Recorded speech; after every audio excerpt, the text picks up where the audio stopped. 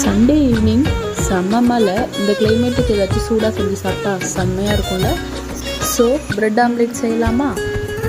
உள்ளங்கைக்குள்ள முகம் வச்சு ஒட்டிக்கொள்ள காலம் பூரா நீ வேணும்.